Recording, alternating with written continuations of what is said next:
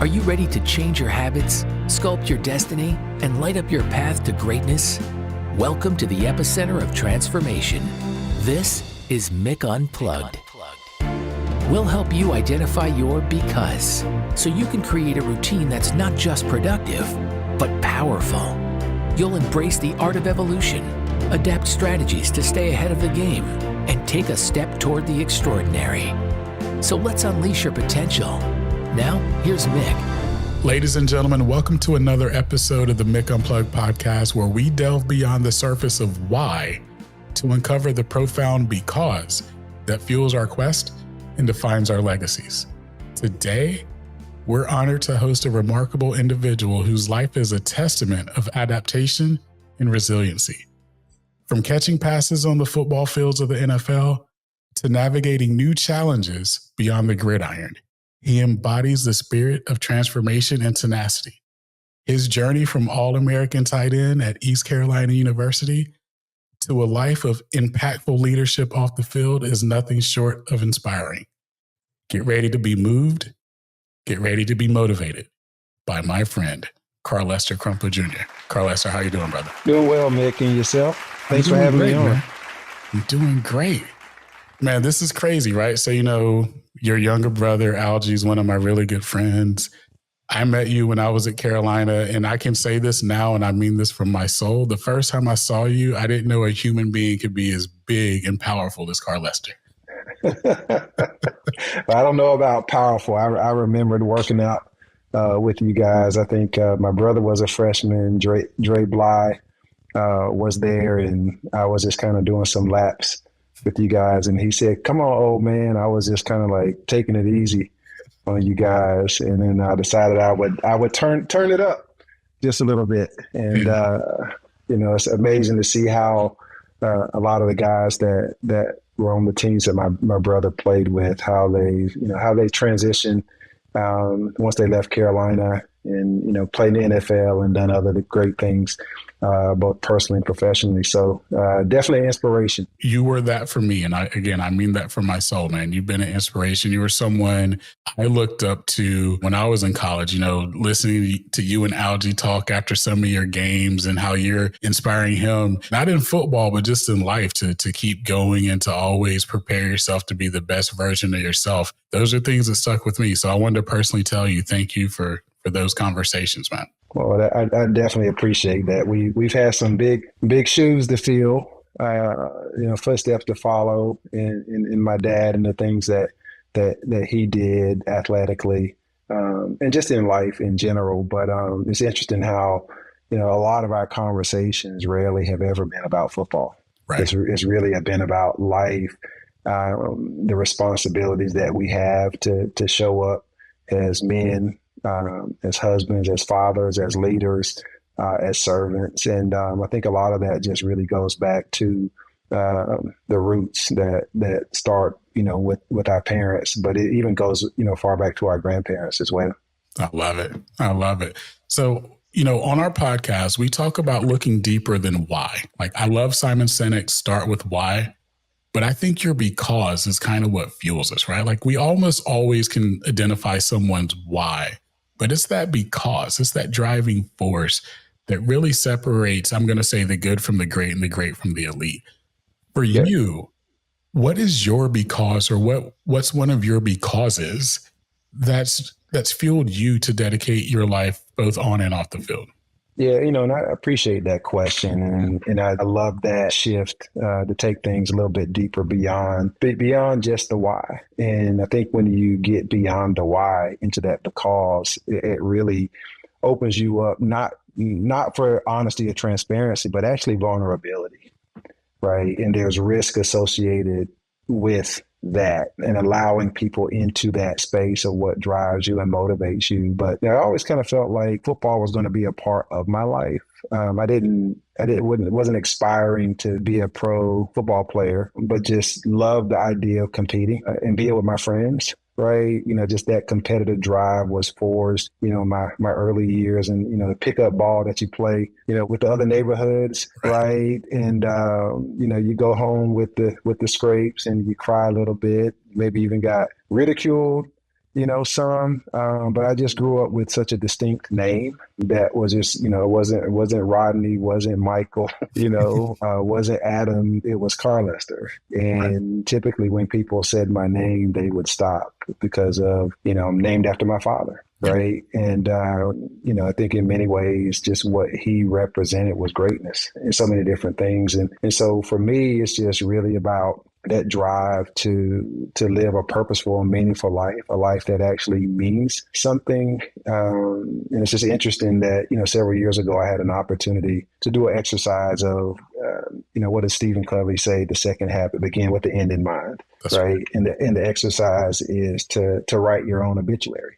And, I started writing my obituary with a group of guys, and we were going through this exercise. And when I went back and looked at what I wrote, there wasn't much about football there. It was about the impact and influence on people within my domain, my family, my spouse, my children, my siblings, my nieces and nephews, but then also the people have come across my path over the years. That's amazing. And I went through that exercise as well. So I know exactly what you're talking about. And when it was over, I always used to ask myself, well, what's one thing I fear? Because I always felt like I never feared anything, right? But after completing that exercise, what I realized I feared was I don't want to pass and meet the person I was supposed to be.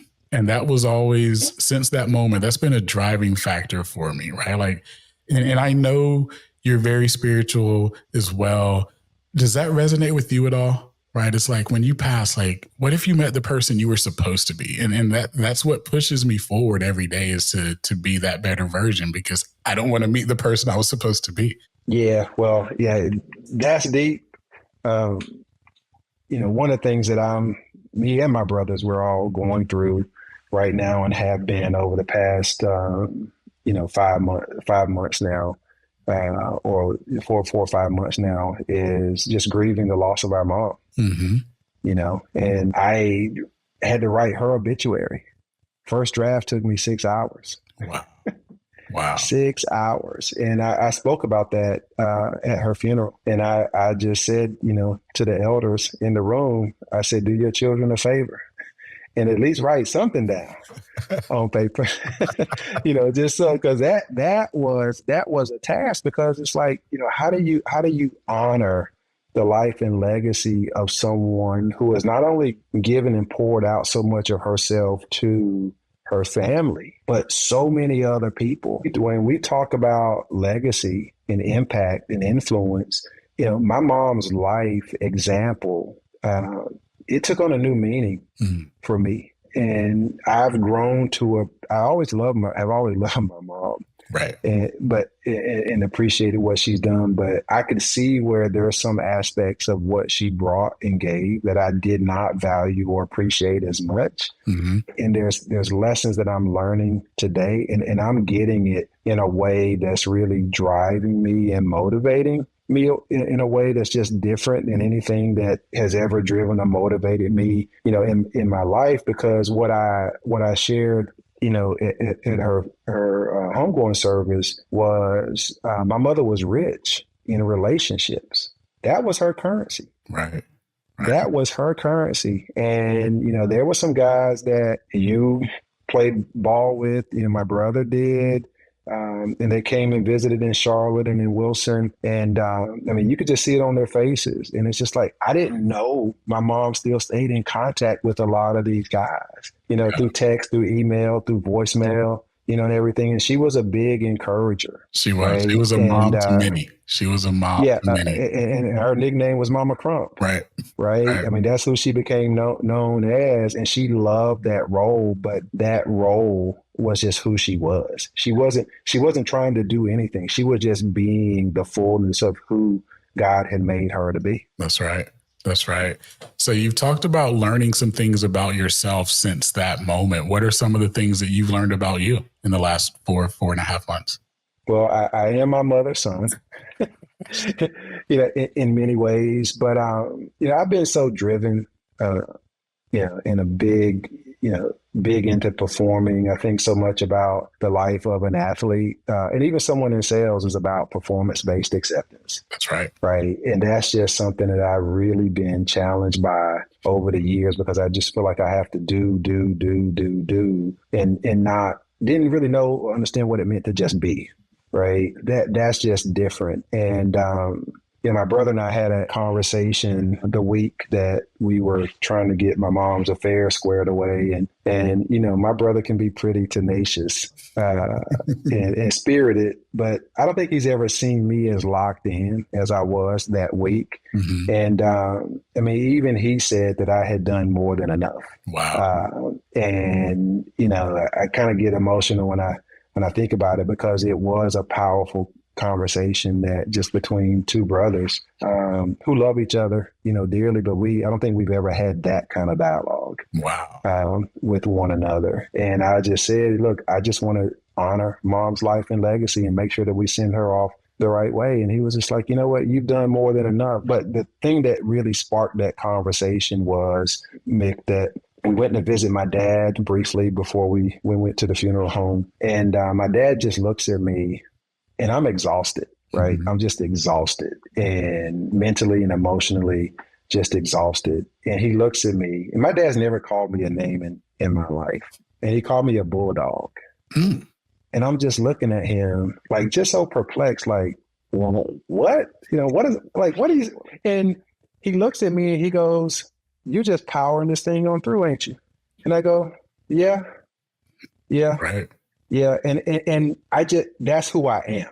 Mm-hmm. I just power things on through. I'll put the team on my back. I'll do whatever it's going to take to just put us in the best position to win or achieve the outcomes and results. But what I realized after my dad said that, or at least several hours later, and in the conversation with my dad, there's a level where it could just go a little bit too far and be a little bit too much, to where it's taking a toll, where you're paying a price that's not worth it to pay. And so shortly after that, about a week or two later, and this has just been like just where I am and what I'm processing. I heard this guy say presence is more important than performance. Mm. And I just chewed on that, and then I went to a men's retreat, and, it was a spiritual retreat. Men, learn how to grow and mature as far as our leadership and our service, to our family, within our faith and community. And the question was, what's God saying to you right now? And I went for a walk for a couple of hours, came back, and I'm like, man, I didn't hear a thing, But then I sit down and we're getting ready to get started, and it all came. Mm-hmm. And what I was hearing God say to me, he reminded me that presence is more important than performance. You no longer need to perform or do. I want you to rest, trust, and be. And so I chewed on that, but I didn't know what to do with it. And over the series of weeks, it all came together to where, it's like presence is more important than performance. You no longer need to perform or do, but I want you to rest in God's love for you. I want you to trust God for your life and for the direction of your life. And I want you to be present, be still, be yourself, be strong, and be courageous. I'm getting touched right now, man. Like, this is like, I think I actually needed that message. Cool. I needed that message. Forget podcasts and all that. Like, I needed that message today. Awesome. That I'm getting emotional. Like, I needed to hear everything that you just said. So why did you need to hear it? What is it about that? So much in an amazing way is happening in my life, right? Like, I'm doing a lot with Les Brown, who's one of my personal mentors. So doing speaking engagements, we're working on an executive leadership mastermind. My consulting business, you're in the financial space, right? So it's conference season, right? Yeah. So a ton of travel, but in the back of my mind every day, I still have to be present for those that need me, right? Because the travel, the late night conversations, the working 13, 14 hours a day, there's still people that need me. And so I have to be present, not for me, but for those that are sitting on my shoulders right now. And I needed, like, everything that you just said, especially the last part, just be. Yeah. Right? Like, I needed all of that. My mom's going to call me in a minute and yell at me too, because She's been calling me like every day, and I'm like, all right, Mom, I'll call you back in the morning. I'll call you. No, she's about to yell at me. So this Yeah. is for you, Mama. I promise. Well, I tell you what, and just speaking of your mom, like I'm in sales, business development, and 2 years ago, 2022, I had a career year, and felt really good about my performance, my leadership, how I served, the impact, the influence, and even the recognition, was good. But then last year, elevated the performance where it was 6x what it was in 2022. Good. Okay. 6x. Okay. And I was doing what I do, what I've been gifted to do. Like I didn't feel like I was acting outside of myself. I was learning, I was growing, I was being challenged, leading, serving. It wasn't all about me, but that whole mindset of I need to carry the team, I need to shoulder the load. And I paid a price that, like I didn't make time for my family the way that they needed from me, and I needed of them. And so here it is, Mick, I was, the week of Thanksgiving was the first time I had taken time off from work since June. Okay. And that was way too long. And I was exhausted to the point where I didn't want to go anywhere. I didn't want to do anything. I didn't even want to go grocery shopping for Thanksgiving. And speaking of moms, my mom, she was kind of like having some health challenges. And she sent a text and said that she wasn't going to be able to come to Atlanta. Just she didn't feel like she could make that drive. And my wife, had mentioned the idea of potentially going to Charlotte to visit my mom and just take Thanksgiving to her. But I was just so exhausted. It was just like, just couldn't really do it. And then a week and a half later after Thanksgiving, my mom passes away.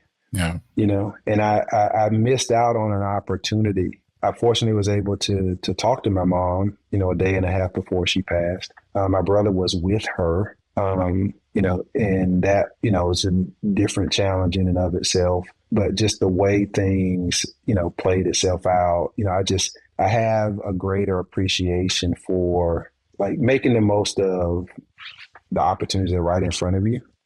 Right. And not allowing myself to be too busy for the people that really, really, really matter in my life, especially the people that I know are for me. Amen. See, you're turning the tables on me. Like all of this is the message that I've needed to hear, man. Like, recently married, and my wife, who I've known for a while, but she knows the work ethic, right? She knows the grind, and it's a certain thing that you can't kind of turn off, and you have to take a step back to realize like, oh, well, yeah, there's multiple things that I have to be able to do. And there's people that need all of me, and it's just one of me. Right. And I know you totally get that, but I needed this today. Like I have to take time for those that matter. So it's personal. So for everybody that's listening, that's in my circle, Carlester's making me take the time.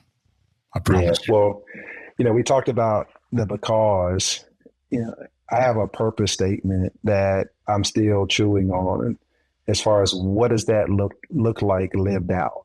But the thing that I may be realizing more and more when I have, the conversations with different people is maybe I'm living out my purpose and my calling, but haven't fully recognized it as such. And so my purpose statement is to encourage, equip, and empower people to take ownership of their lives and maximize their God-given potential in order to win back their communities, families, and their personal lives. And a shortened version of it is to encourage, equip, and empower people to wholeness. But being a man of faith, like just to cut to the chase, no one can become whole apart from Christ. That's true. That's like he has to be the center of. He just can't be a part of. right. He has to be the center of. And when you look at people that have things that we think we want or aspire to have or achieve, but then when you see or hear about the insecurity or just the manner in which they operate and how they treat people and talk about people, and you think about who you are and what you want to represent, it's like, I don't think I really want that, right? But the thing is, like, in order to transform our families, in order for our families to transform our communities, and for our communities to be transformed, it all starts with us. It's not about us pointing the finger to somebody else. We'll look at what they do. And if they know, we need to make those decisions for ourselves. And in many ways, like, we aren't good enough to save ourselves. We try, right? And we seek to achieve. And I've accomplished a whole lot of things, but I was just like, man, there's something about fulfillment. And I had someone ask me, if we're not living to be happy, like, well, what are we living for? And I said, well, don't you think there's other things to live for beyond just being happy? And they thought about it. And I was amongst some colleagues, and they were really chewing on it. And it's like, well, what's above happiness? And how about joy and fulfillment? That's right. Like, that's another level. Correct. Like, joy and fulfillment is in spite of my circumstances. Mm-hmm.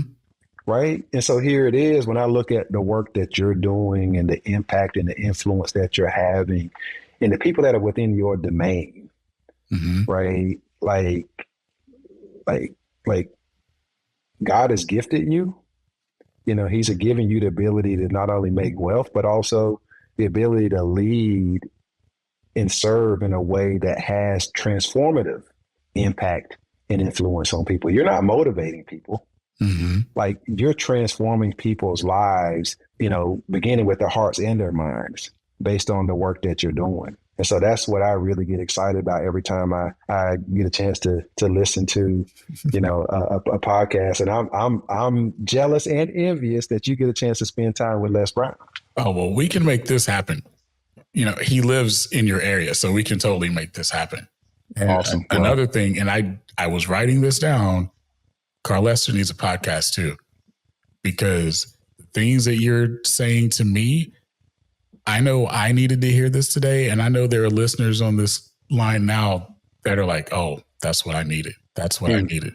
It is so powerful. It's so moving. And I said in the beginning, we're going to get motivated and moved because I know how you bring it. And dude, like, we need more of you in our lives.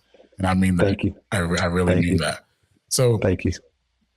You've hit on so much that I kind of want to unpack, but I also know we don't have a ton of time. But you've done something that a lot of professional athletes struggle with, right? Which is making the transition from professional athlete to successful, I don't even want to call it businessman, just a successful person outside of sport, right?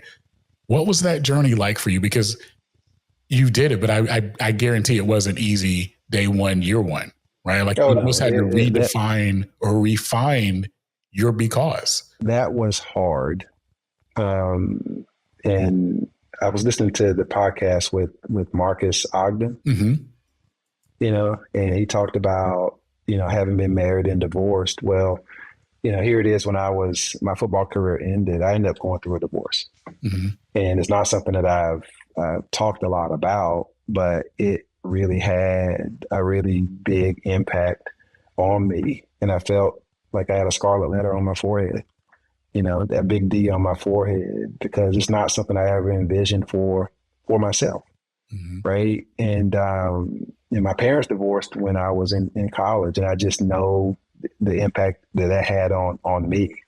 And I just didn't want, that to be a part of my life. And so that transition, my NFL career ended in the fall of 2000, or training camp of 2000. The .com bubble burst. I'm going through a divorce. I'm having multiple knee surgeries. I'm needing to figure out, what to do next, career wise, and figure out how I need to go about reinventing myself.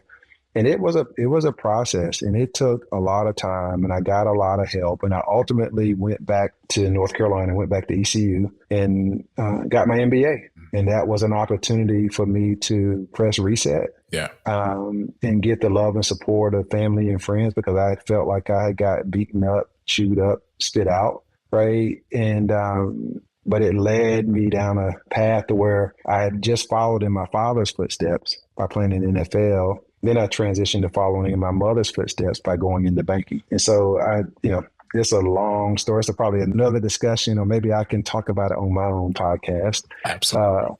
But that transition, it was hard. I got a lot of help. I needed to ask for help, but it's just been a journey. And, I've been learning, new things every step of the way. I've been learning more about myself. I've been learning more about, who and what I'm made of.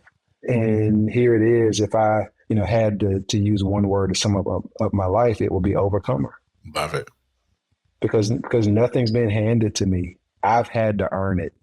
Every single bit of it. But here it is. And it's interesting. Chris Webber's got this new book that's coming out. And I was listening to an interview a couple of days ago when he was talking about his book. But the thing I'm most grateful for in life, Mick, is God's grace. That's right. And because God's grace is his unmerited favor. And the life that I have, the family that I have today, the wife and the 3 kids, I don't deserve any of it.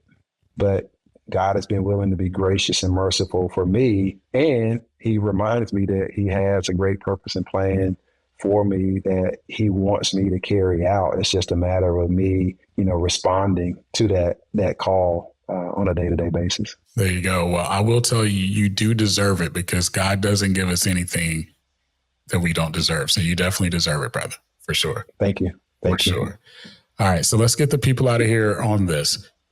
What's 2 or 3 things that people can do right now to truly transform their life, whether they're former athletes trying to find that new thing, or maybe they're stuck in their business career and it's like, I don't know where to go or what to do next. What are 2 or 3 peaks of wisdom from Carlester Crumpler Jr. for the audience? Yeah, well, for me, just my wisdom, my advice, my counsel. And I just recognize that in so many ways, we're all prideful people. But here it is, being a man of faith, there's a scripture that says God is opposed to the proud, but gives grace to the humble. And I think to actually get God on your side and not be in opposition to you, everything begins with humility. So, every day, I make declarations and prayers that center around submission and surrendering my will for God's will, right? And then, allowing myself to be coachable and teachable. Like, that's something that's critically important. So humility, being coachable and teachable. And then there's no substitute for doing the work.